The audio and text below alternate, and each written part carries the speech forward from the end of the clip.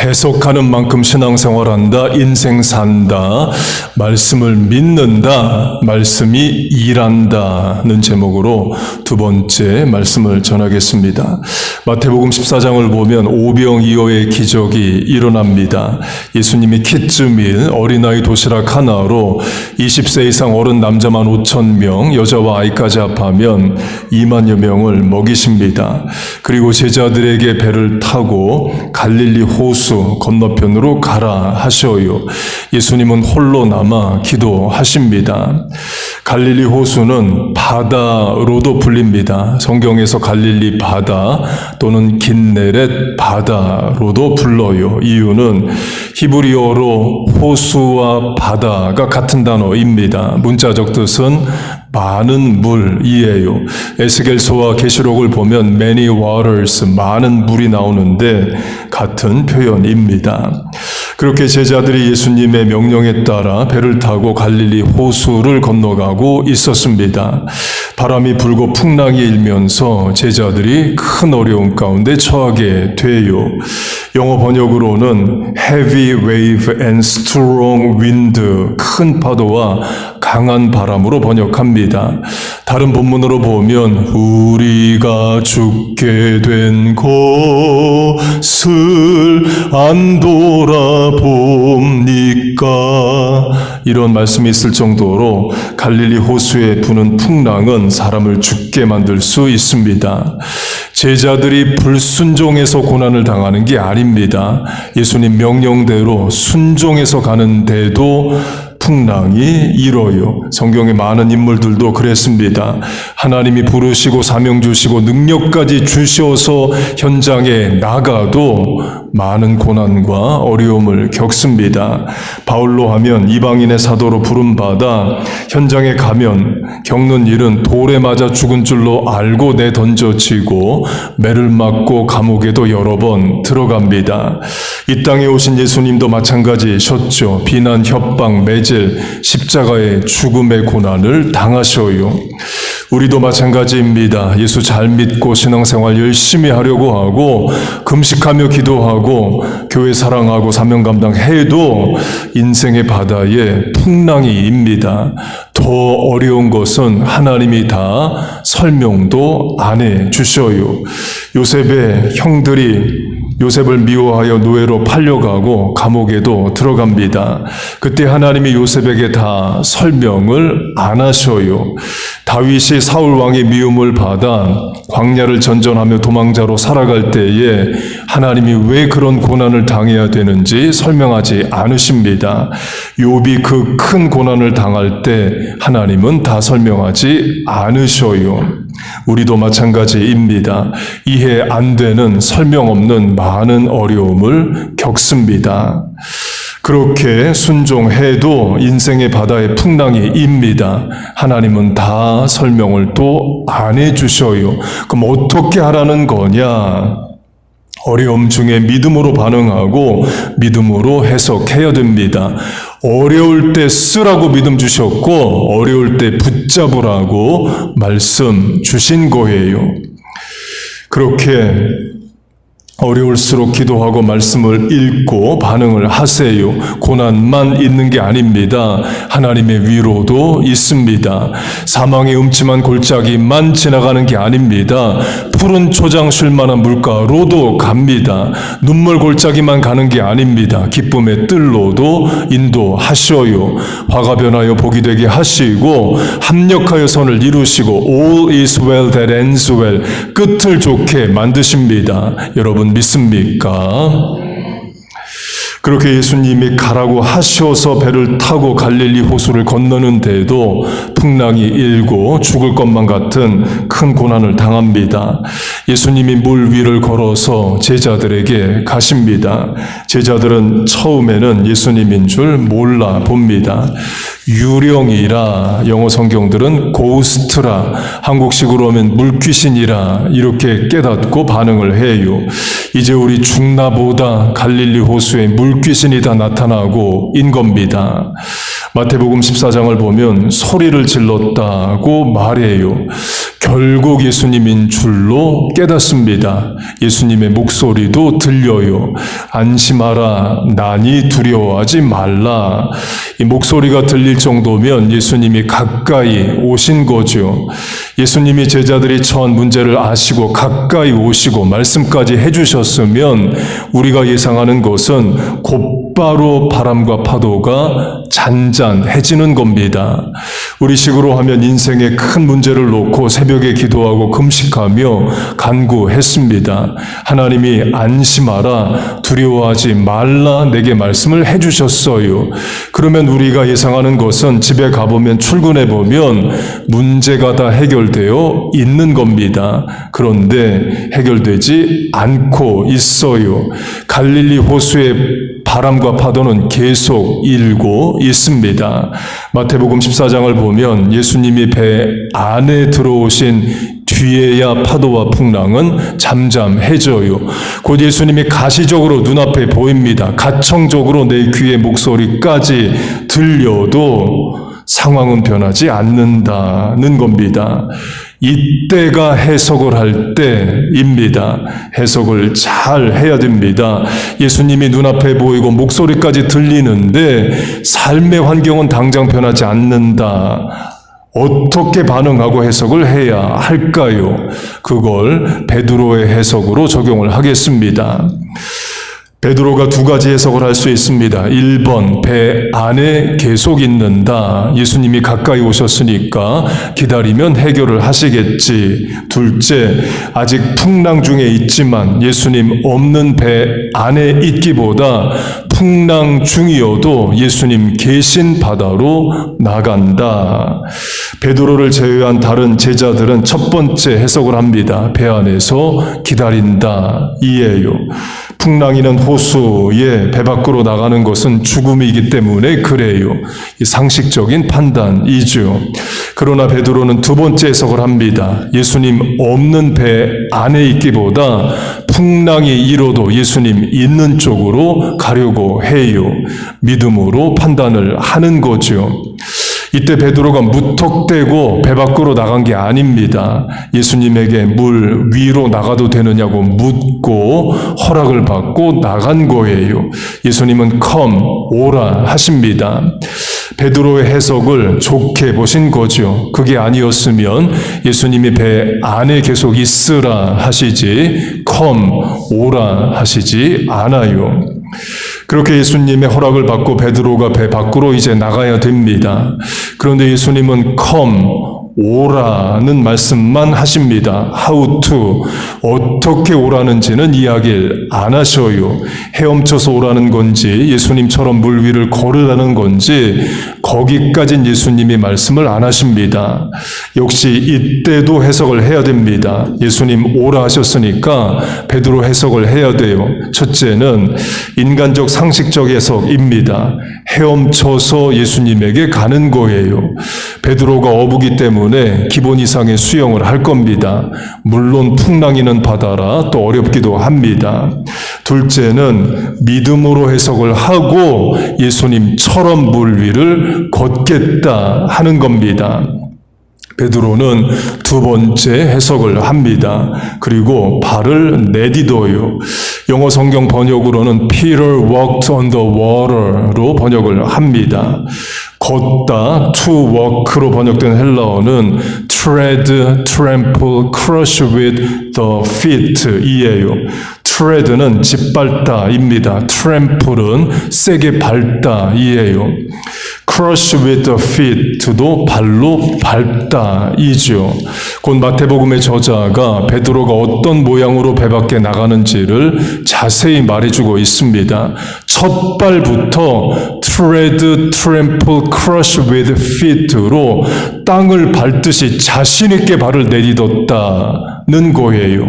그 말은 베드로가 발을 내디딜 때 혹시 물에 빠지면 어떻게 하나 조심조심 내디딘 게 아니라 반석 위를 내가 걸어가리라 처럼 반석을 걷는 것처럼 걸을 수 있다고 믿었다는 겁니다. 베드로의 믿음이 크죠. 예수님은 오라만 하셨습니다. 헤엄쳐서 갈 수 있지만 베드로의 해석은 무리를 걷겠다 였다는 거예요. 물론 베드로가 걷다가 물에 빠집니다. 예수님이 왜 의심했느냐 물으시기도 해요. 마태복음 14장은 베드로가 바람을 보고 두려워하여 물에 빠졌다고 말합니다. 강조점은 그래서 베드로가 실패했느냐는 거예요. 저는 베드로가 실패했다고 보지 않습니다. 베드로는 물 위를 걸어본 유일한 사람입니다. 물에 안 빠졌다가 아니라 빠지기도 하지만 물 위를 걸은 유일한 사람이라는 거예요. 실패로 하면 시도조차 하지 않고 배 안에 머물러 있는 11명의 제자들이 실패한 겁니다. 시도를 안 하니까 실패가 없다는 게 아니라 시도 자체를 안 하는 게 실패라는 거예요. 기도를 했는데 기도가 응답이 안 된 게 실패가 아니라 기도 자체를 안 하고 사는 게 실패라는 겁니다. 기도 없이 뭘 계획하고 기도 없이 뭘 실천하는 것이 실패인 거예요. 바울이 당시 고린도 지역의 운동 경기인 박싱, 권투를 비유해서 허공을 치지 않는다, beat the air라는 표현을 합니다. 저는 권투를 해서 져본 적이 없습니다. 권투 경기를 해본 적이 없어서 그래요. 해본 적이 없어서 진 적이 없다는 것이 승리했다는 아니죠. 승리는 경기를 하는 선수들이 하는 겁니다. 그런데 선수들이 늘 이기기만 하는 게 아니죠. 지기도 하고 이기기도 하는 겁니다.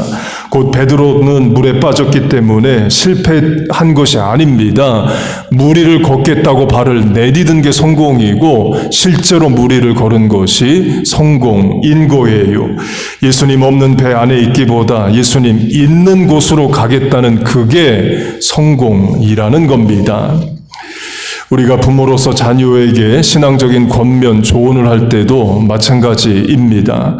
신앙적 도전을 안 해서 아무 일도 안 일어나는 것보다 자녀가 믿음으로 도전을 했고 그러나 그래서 실패도 하지만 믿음의 도전을 한 것을 격려해야 됩니다. 예를 들어 자녀가 인생의 계획이나 어려움을 놓고 3일 금식을 작정했다라고 해보세요. 부모에게도 이야기를 하고 중보기도를 부탁합니다. 그런데 이틀만 하고 3일째 배가 고파서 밥을 먹었어요. 그럼 3일을 온전히 금식을 못한 거니까 실패한 거냐? 그렇지 않다는 겁니다. 자녀가 인생의 문제를 놓고 금식을 계획하고 기도를 했다는 게 성공인 거예요. 이틀이나 금식한 것을 칭찬해야 됩니다. 물론 작정한 대로 3일을 다 하지 못한 건 온전하지 못한 겁니다. 그러나 이번에는 온전히 못했지만 다음 기회에는 온전히 금식을 하죠.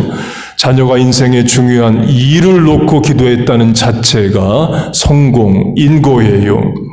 전도도 마찬가지입니다. 직장 동료, 학교 친구, 타운에 아는 분에게 예수 믿자, 교회 다니자, 우리 교회 한번 와보시라 권면을 했습니다. 싫다고 답을 해요. 거절감이 쌓이죠. 또는 주일에 꼭 교회 오시라고 권면을 했고 그 사람도 온다고 했습니다. 그런데 주일 아침에 텍스트가 오기를 못 간다라고 와요. 속상하죠. 약속을 안 지킵니다. 그래서 이번 주에는 아예 내가 당신 집에 가서 당신을 내 차로 모시고 내 차로 교회까지 가겠다고 이야기를 했어요. 그분도 동의를 했습니다. 근데 막상 주일 아침에 오지 말라고 텍스트가 옵니다. 속상하죠. 그러면 실패한 거냐? 아니라는 겁니다.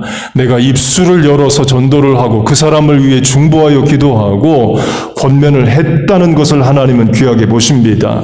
전도를 안 해서 거절당한 것도 없고 속상한 일도 없는 게 잘하는 게 아니라 전도를 하다 보면 속상한 일도 겪고 거절감도 당하는 게 하나님의 사명을 감당하는 길인 거예요. 교회도 마찬가지입니다. 교회가 새로운 시도를 하고 도전을 합니다. 그럼 다 계획한 대로 결과가 나오느냐? 안 그럴 수도 있는 거죠. 그러면 실패냐? 그렇지 않다는 거예요. 시도한다는 자체가 귀한 겁니다. 배 안에 가만히 있는 제자들은 시도 자체를 안 하기 때문에 물에 빠질 일이 없습니다. 물에는 누가 빠지느냐? 시도하는 베드로가 빠지는 거예요. 그리고 시도를 안 한 제자들은 물 위를 걷지도 못합니다. 역사는 도전하고 시도하는 자에 의해서 바뀌고 일어나요. 마틴 루터의 종교개혁도 마찬가지입니다. 당시 부패한 로마 교황청의 문제는 유럽이 다 알았습니다. 당대 최고의 지성인 이레스머스는 In praise of folly, 우신예찬, 어리석은 신을 칭찬한다라는 부패한 천주교회를 지적하는 책을 썼습니다. 또 세상 작가인 보카치오는 데카메론이라는 책을 통해서 신부와 수녀들의 일탈을 고발했어요. 그러나 그들에 의해서 종교개혁이 일어나지 않습니다. 왜? 천주교회라는 배 안에만 계속 있었기 때문에 그래요. 그러나 루터는 천주교라는 배 밖으로 나갑니다. 그리고 교회가 천주교만 있는 게 아니라 개신교회가 있다를 이야기해요. 그래서 오늘 우리 개신교회가 있는 거죠. 그 루터도 베드로와 같은 해석과 실천을 합니다. 그렇게 베드로가 물에 빠집니다. 예수님은 즉시 immediately 손을 내밀어 베드로를 붙잡아 주십니다. 그리고 예수님과 베드로가 함께 together 같이 배에 오릅니다. 이 장면도 해석을 해봐야 됩니다. 1번, 예수님은 물 위에 서서 손을 아래로 뻗고 베드로는 물에 빠진 채로 손을 위로 뻗어서 잊고 예수님이 그 물에 빠진 베드로를 끌고 베드로는 몸이 물 위에 반만 나온 채로 끌려서 배에 올랐다. 2번, 예수님이 베드로의 손을 잡아주시고 일으키셔서 베드로는 다시 물 위를 걷게 되었다. 그리고 together, 예수님과 같이 물 위를 걸어서 배에 올랐다. 저는 2번이라고 봅니다. 예수님이 손을 잡아주셨는데 왜 물 위를 못 걷겠어요? 성경이 함께 together라는 부사를 쓰는 데는 이유가 있는 거죠. 그리고도 예수님이 베드로의 손을 붙잡아 주셨다. take hold로 번역된 헬라어의 시제는 영어식으로 하면 현재 진행형, 계속되는 시제입니다. 베드로가 예수님을 바라보면서도 물 위를 걸었다면 손을 붙잡고 있는데 왜 물 위를 못 걷느냐는 거예요. 그래서 기독교 화가들이 그 장면을 그림으로 그릴 때는 예수님과 같이 물 위를 걷는 것으로 그립니다. 손도 계속 잡고 있는 것으로 그려요. 강조점은 베드로가 상황을 믿음으로 해석하고 적용하고 실천했다는 겁니다. 내가 있을 곳은 배 안이 아니라 위험에도 예수님 계신 곳이라는 해석이 중요합니다. 그곳에 풍랑이 일든 비바람이 치든 예수님 계신 곳으로 가야 된다가 베드로의 해석과 실천이었어요. 그 해석에 예수님은 come, 오라 하십니다. 물론 물에 빠집니다. immediately, 즉시 손을 내밀어 붙잡아 주셔요. 그리고 다시 일으켜 물 위를 걷게 하십니다. 여러분, 베드로와 같은 믿음의 도전을 해보세요. 불신자 전도를 위한 권면, 중보, 기도, 강권이든 성경 일독이든 금식이든 그동안 순종하지 못했던 말씀에 순종하는 것이든 시도해 보세요. 시도할 때에 하나님 역사하십니다. 여러분 믿습니까? 우리에게 그런 믿음, 그런 해석, 그런 도전, 그런 간증이 충만하기를 축복합니다. 이 본문의 느헤미야도 베드로와 같은 해석과 실천을 합니다. 느헤미야 1장을 보면 느헤미야는 페르시아 왕궁에 술 맡은 관원으로 있었습니다. 이 술 맡은 관원은 왕의 최측근 인사입니다. 요셉 이야기를 하면 애굽왕의 술 맡은 관원이 요셉 이야기에 나오죠. 애굽왕이 꾼 꿈을 이야기를 합니다. 그때 술 맡은 관원이 들어요. 왕 옆에 있는 자라는 거죠. 최측근 인사입니다. 그리고 술이 대표하듯이 왕이 주관하는 여러 행사를 담당하는 자입니다. 미국식으로 하면 프로토콜 세크레터리이고 한국식으로 하면 의전 비서관처럼 늘 왕 옆에 있는 자이에요. 그리고도 느헤미야 2장을 보면 페르시아 왕이 느헤미야의 안부를 묻습니다. 네가 병이 없거늘 어찌하여 얼굴에 수심이 있느냐. 왕이 느헤미야의 얼굴을 보고 건강 상태를 물을 정도로 가까운 사람이에요. 그렇게 느헤미야는 당대 최강국인 페르시아에서 왕과 대면하여 있는 고위 공직자로 있습니다. 평안하고 권세 있는 자리이에요. 그러던 어느 날 느헤미야가 700마일 떨어진 예루살렘의 소식을 들어요. 예루살렘 성이 무너지고 성문은 불타 있다입니다. 남왕국 유다가 하나님의 경고에도 불구하고 우상 숭배를 계속합니다. 하나님 진노하시고 심판하셔요. 예루살렘 성전도 무너집니다. 유대 백성들은 전쟁 포로로 노동력으로 바벨론 지금의 이라크 땅에 끌려갑니다. 70년이 지나고 제국이 페르시아로 바뀝니다. 페르시아 왕 고레스 사이러스가 유대 민족은 예루살렘으로 돌아가도 좋다라는 칙령을 내려요. 예레미야의 예언이 성취된 거죠. 그래서 유다 총독 스룹바벨과 같이 1차 포로 귀환을 하고 제사장이면서 학사 가르치는 자인 에스라와 같이 2차 포로 귀환도 했습니다. 그러면 1차, 2차 포로 귀환을 한 유대인들이 무너진 성을 재건해야죠. 그런데 안 하고 못하고 있어요. 그 소식을 느헤미야가 듣습니다. 그리고 슬퍼하고 금식하며 기도해요. 700마일 떨어진 예루살렘을 걱정합니다. 그 상황을 놓고 느헤미야가 두 가지 해석을 할 수 있습니다. 1번, 이미 1차, 2차 포로 귀환을 했고 스룹바벨과 에스라 같은 지도자가 가 있다. 그런데 예루살렘 성이 회복이 안 됐다. 안타까운 일이다. 그래서 나는 기도한다. 그런데 기도만 하지 내가 직접 예루살렘에 가서 문제를 해결하지 않는다. 스룹바벨과 에스라가 알아서 하겠지. 2번, 내가 직접 예루살렘에 가서 유다 총독이 돼서 무너진 성을 쌓는다. 느헤미야는 2번을 합니다. 그 선택이 베드로가 풍랑이는 바다로 나가는 것과 같습니다. 이유는 느헤미야가 페르시아 왕의 허락도 받고 유다 총독이라는 지위를 가지고 예루살렘에 가도 많은 어려움을 겪기 때문에 그래요. 살인의 협박 정도가 아니라 문자적으로 느헤미야를 죽이려 합니다. 산발락과 게셈이 내게 사람을 보내어 이르기를 우리가 한촌에서 서로 만나자 하니 실상은 나를 해하고자 함이었더라. 그들이 4번이나 이같이 내게 사람을 보내되 한촌 사람이 없는 지옥으로 불러내서 거기서 느헤미야를 죽이려 한 적이 4번이라는 거예요. 산발랏의 무리는 또 선지자를 매수해서 거짓 예언을 합니다. 스마야가 이르기를 그들이 너를 죽이러 올 터이니 우리가 하나님의 전으로 가서 외소 안에 머물고 그 문을 닫자. 저들이 반드시 밤에 와서 너를 죽이리라 하기로 어세신 암살자가 오니 너는 성전 안에 외소라는 곳에 들어가 숨어 있으라는 거예요. 그런데 그게 암살 계획입니다. 외소에 들어가면 거기서 느헤미야를 죽이려 하는 겁니다.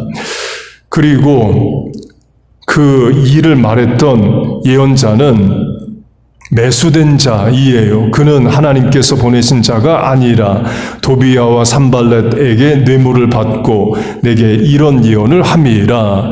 예언자까지 매수를 해서 느헤미야를 속이려 합니다. 그리고 페르시아 왕에게는 모함하는 편지를 보냅니다. 느헤미야가 유다 총독으로 와서 예루살렘 성을 쌓는 이유는 자기가 예루살렘의 왕이 되고자 함이라는 위험한 편지를 보내요. 페르시아 왕과 느헤미야 사이를 이간질하는 거죠. 그리고 군대를 동원해서 느헤미야와 전쟁을 하려고 합니다. 산발랏이 자기 형제들과 사마리아 군대 앞에서 일러 말하되 다 함께 꾀하기를 예루살렘으로 가서 치고, 그래서 느헤미야가 예루살렘 성을 건축하는 자들에게 무기를 들고 일하라고 말합니다. 건축하는 자는 각각 허리에 칼을 차고 건축하며 4번의 암살 시도, 예언자 매수, 페르시아 왕에게 모함, 이간질, 군대를 동원한 협박, 풍랑이는 바다와 같죠. 느헤미야는 그 풍랑이는 바다와 같은 예루살렘에 tread, trample, crush with the feet, 발을 내딛는 겁니다. 왕이 술 맡은 관원으로 있었으면 그런 협박과 어려움을 당하지 않습니다. 그러나 하나님이 원하시는 자리라면 위험한 곳이어도 거기 가서 서 있어요. 베드로가 예수님이 없는 배 안에 있기보다 예수님 계신 풍랑이는 바다로 나가는 것과 같은 거죠. 그리고 하나님은 거기서 느헤미야를 도우십니다. 어려움이 없다가 아니라 어려움 가운데 느헤미야를 도우셔요. 고난이 없다가 아니라 고난을 이길 힘을 능히 주십니다. 하나님이 말씀하셨으면 그 일을 이루시는 분도 하나님이셔요. 여러분 믿습니까? 하나님은 오늘도 느헤미야처럼, 베드로처럼 상황을 믿음으로 해석하고 도전하는 자를 찾으십니다. 그리고 그에게 능력과 인생의 기회를 주십니다. 감당할 힘을 주셔요. 한 번 사는 인생, 남은 인생, 짧은 인생, 베드로처럼, 느헤미야처럼 사시길 바랍니다.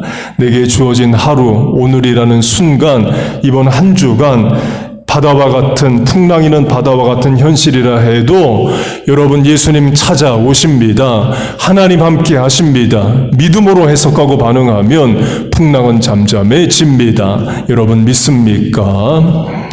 그래서 하나님의 뜻을 이루고 물 위를 걷는 것으로 대표되는 놀라운 간증과 하나님 체험이 여러분에게 있기를 바랍니다. 뭔가 하나라도 이 시간 작정하고 여러분 실천하세요. 그동안 순종하지 못했던 말씀에 순종하세요. 여러분 그렇게 하시겠습니까? 그런 인생, 그런 신앙생활, 그런 믿음의 해석을 하시기를 주의 이름으로 축복하고 축원합니다. 아멘. 우리 같이 찬송하고 주신 말씀 붙잡고 기도하겠습니다.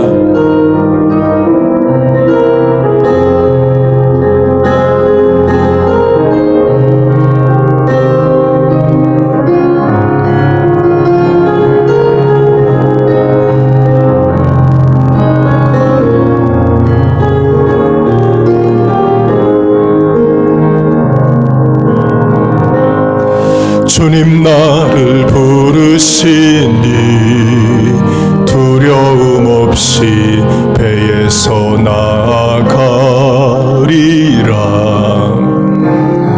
주님 나를 부르시니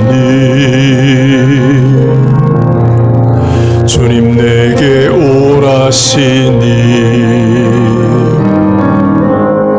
주님 너 계시기에 의심치 않고 바다를 걸어가리라. 주님 보고 계시기에 주님 여기 계시기에 주님 여기 계시기에 이 깊은 바다가 반석이 되고 주님 여기 계시기에 반석 위를 내가 걸어가리라. 주님 여기 계시기에 저 거친 파도가 한석이 되고 주님 여기 계시기에 반석 위를 내가 걷습니다.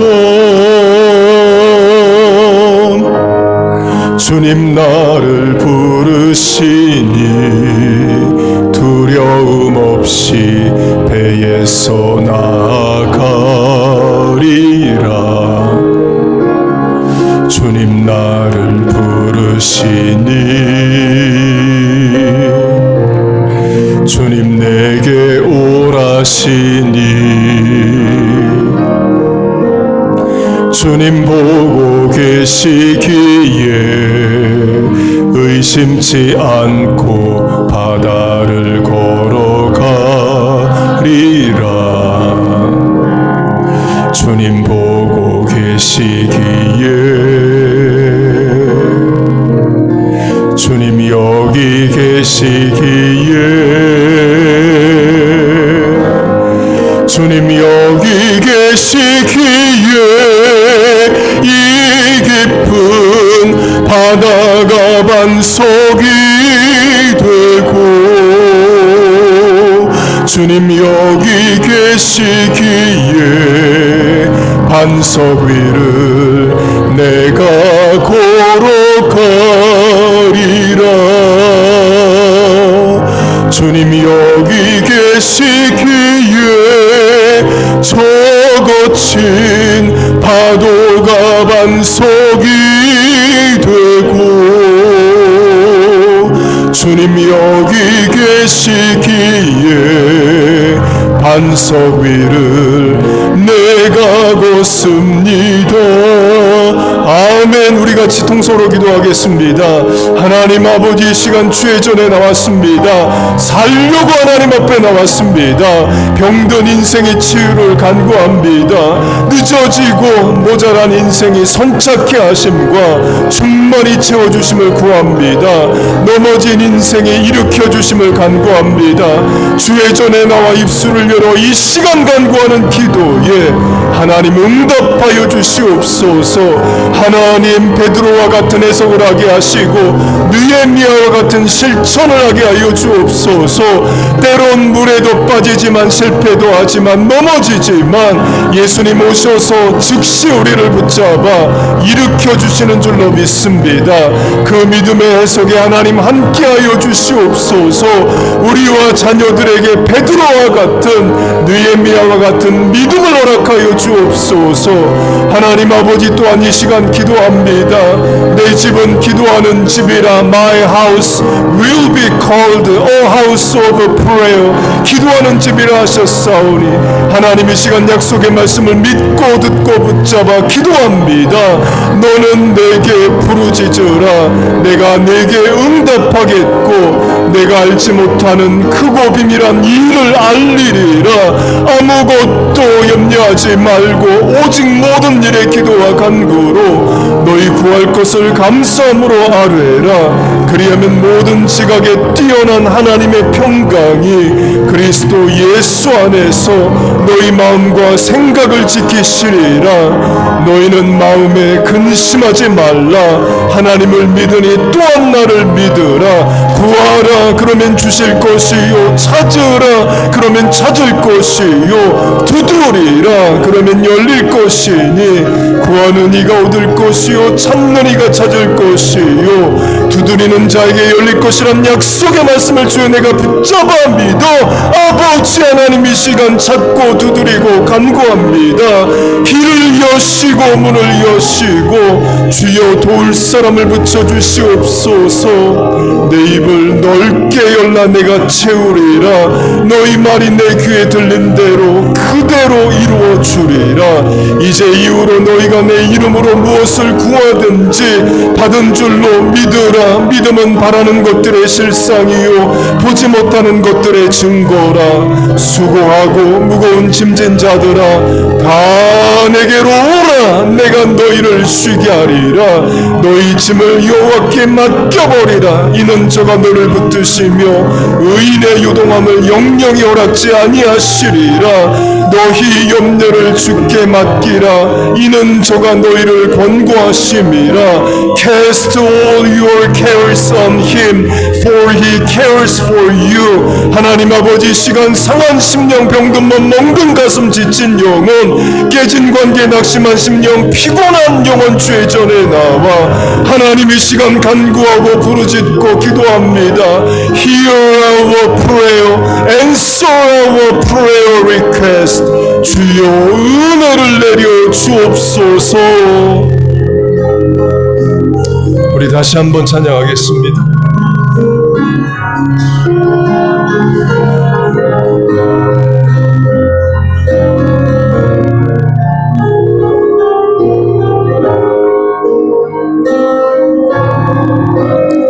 주님 나를 부르시니 두려움 없이 배에서 나아가리라. 주님 나를 부르시니 주님 내게 오라시니 주님 보고 계시기에 의심치 않고 바다를 걸어가리라. 주님 보고 계시기에 주님 여기 계시기에 주님 여기 계시기에 이 깊은 바다가 반석이 되고 주님 여기 계시기에 반석 위를 내가 걸어가리라. 주님 여기 계시기에 저 거친 파도가 반석이 되고 주님 여기 계시기에 반석 위를 내가 걷습니다. 아멘. 기도하겠습니다. 하나님 아버지, 오늘도 우리에게 붙잡을 말씀과 부를 찬양을 주심을 감사합니다. 병든 인생, 넘어진 인생, 늦어진 인생, 모자란 인생, 주의 전에 나와 간구했습니다. 은혜를 구합니다. 긍휼을 소망합니다. 치유를 바랍니다. 하나님 들으시고 응답하여 주옵소서. 우리에게 베드로와 같은 믿음의 도전을 하게 하시고 느헤미야처럼 사명 감당하게 하여 주옵소서. 그래서 이 거친 세상 이민생활 무리를 걷는 것과 같은 하나님의 은혜와 도움의 능력으로 살아가게 하여 주옵소서. 기도할 때마다 하나님 우리 기도를 들으시는 줄로 믿습니다. 이번 한 주간 우리의 인생의 길을 여시고 풍랑이는 바다가 반석이 되는 역사가 있게 하여 주시옵소서. 예수님의 이름으로 기도하옵나이다. 아멘.